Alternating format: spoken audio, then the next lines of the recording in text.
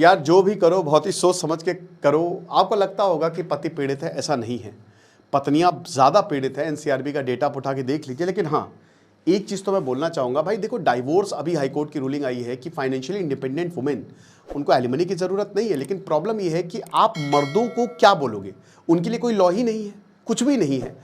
अगर दो लोग नहीं रहना चाहते हैं तो भाई क्या सबको चुल है कि नहीं रहो, डाइवोर्स लेना है लेने दो ना, क्या प्रॉब्लम है? हमारा कानून इसको अलाउ ही नहीं कर रहा है और वो पूरा फीमेल ओरिएंटेड है। अब मैं एक सर्वे हुआ है, मैं आपको बताता हूँ कि जो एलिमनी के लिए लोन्स हैं, डाइवोर्स लोन्स, वो इतना ज़्यादा ट्रेंड कर रहे हैं।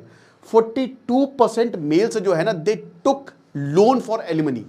आधे से ज़्यादा आदमी, दोस्तों मैं खुद कुछ को जानता हूं जो एलिमनी के लिए लोन ले रहे हैं। बताइए क्या किया जाए?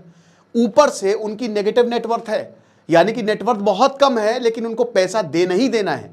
फिर उसके बाद इनको मेंटेनेंस का भी पैसा देना है। 38% जो एनुअल इनकम है, जब तक केस डिस्पोज नहीं होता आपको मेंटेनेंस देना पड़ता है, वो मेंटेनेंस के लिए जा रही है। ठीक है, अब देखिए डाइवोर्स होता क्यों है।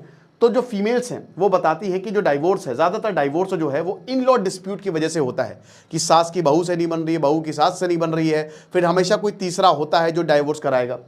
43% फाइनेंशियल इश्यूज, पैसे की वजह से होता है। ठीक है, उसके बाद मेल्स बताते हैं कि भाई देखिए आधे से ज़्यादा 42% फाइनेंशियल इश्यूज की वजह से होता है, 21% इनकम्पैटिबल है, एक दूसरे को समझ नहीं पाए, और 21% नामर्दानगी की वजह से होता है, इनफिडेलिटी की वजह से होता है।